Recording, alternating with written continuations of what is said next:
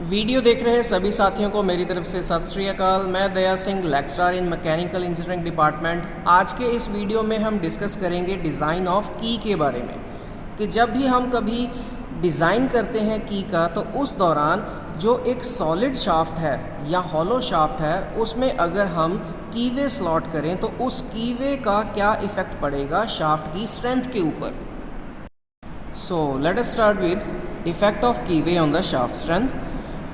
When the keyway is cut into the shaft, it reduces the load carrying capacity of the shaft। कि जब भी कभी किसी shaft के ऊपर उसको कपल करने के लिए दूसरे कंपोनेंट के साथ कीवे कट किया जाता है तो उस दौरान जो उसकी स्ट्रेंथ है या उसकी लोड कैरिंग कैपेसिटी है वो डिक्रीज़ हो जाती है, या इसको दूसरे शब्दों में बोला जाए तो the कीवे reduces the torsional strength of the shaft. जो कीवे कट किया जाता है उसके कारण जो उसकी टॉर्शनल स्ट्रेंथ है शाफ्ट की वो रिड्यूस हो जाती है। अब बात करते हैं कि ये होता क्यों है। This is due to the stress concentration near the corners of the keyway. जो कीवे कट किए जाते हैं तो उसके कॉर्नर्स के ऊपर जो स्ट्रेस कंसंट्रेशन है उसकी वैल्यू इंक्रीज़ हो जाती है, जिसके कारण वहाँ से उसके टूटने का जो खतरा है वो इंक्रीज़ हो जाता है, जिसके कारण उस शाफ्ट की जो स्ट्रेंथ है वो डिक्रीज़ हो जाती है। Actually, the keyway cut into the shaft reduces the cross-sectional area of the shaft, which further affects in reduction of the strength of the solid shaft। इसी तरह से वो वर्डिंग चेंज करके बता रहा है कि जो शाफ्ट है उसके अंदर जब कीवे स्लॉट किया जाता है तो उसके कारण उसका जो क्रॉस सेक्शनल एरिया है उसके अंदर कुछ चेंजेस आ जाते हैं, उसका क्रॉस सेक्शनल एरिया जो है वो रिड्यूस हो जाता है, जिसके कारण फर्दर उसकी जो स्ट्रेंथ है सॉलिड शाफ्ट की या हॉलो शाफ्ट की वो रिड्यूस हो जाती है।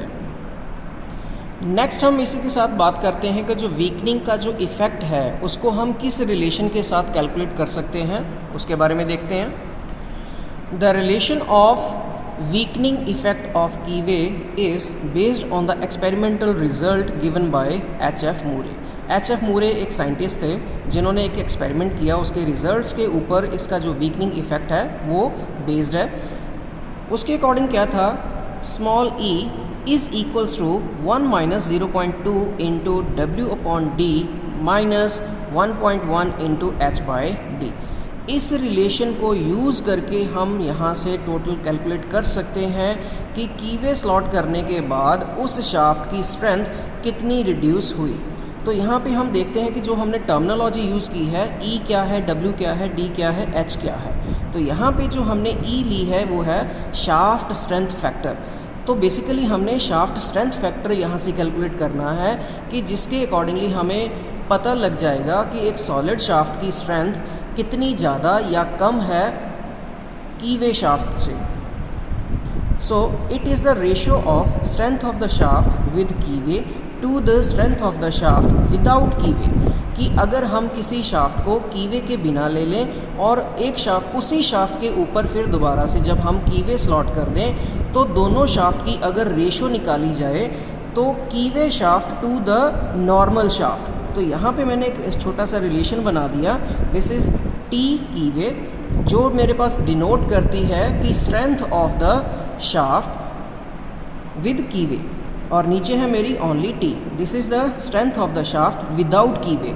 तो जब इन दोनों को डिवाइड किया जाएगा तो जो रेशियो मेरे पास आएगी वो कहलाएगी मेरी ई, और ई को कैलकुलेट करने के लिए हम ये रिलेशन यूज़ करेंगे। तो उसी के साथ जो बाकी टर्म्स हमने यूज़ की हैं यहाँ पे वो कुछ इस तरह से हैं। W is the width of the keyway, D is the diameter of the shaft and H is the depth of the keyway which is equals to further thickness of the key divided by 2।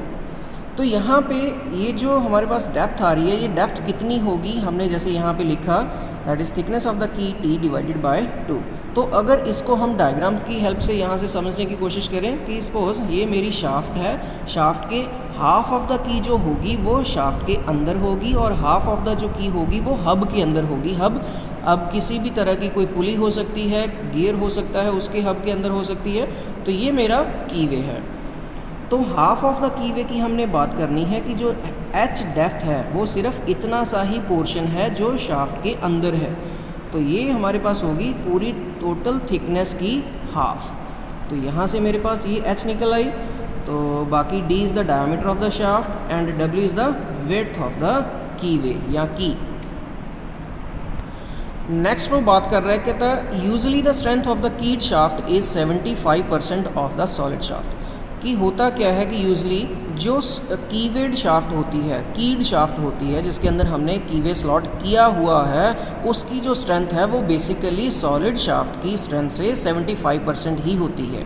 कहने का मतलब जब हम किसी shaft के अंदर कीवे slot कर देते हैं तो उस शाफ्ट की स्ट्रेंथ 25% रिड्यूस हो जाती है और उसकी जो एक्चुअल स्ट्रेंथ रह जाती है वो सिर्फ 75% ही रह जाती है। तो ये वैल्यू बोल रहा है which is higher than the value obtained by the above relation, कि जो ये रिलेशन हमने यूज़ करके जो एक कैलकुलेशन की थी कि यहाँ से कितनी हमारी स्ट्रेंथ आएगी, इस वैल्यू से ये वाली जो स्ट्रेंथ है वो 75% या जो हमने अभी बात की कि 25% उसकी स्ट्रेंथ रिड्यूस हो जाएगी, 75% ही रह जाएगी, वो वैल्यू ज़्यादा है इस रिलेशन से जो कैलकुलेट की हुई वैल्यू उससे।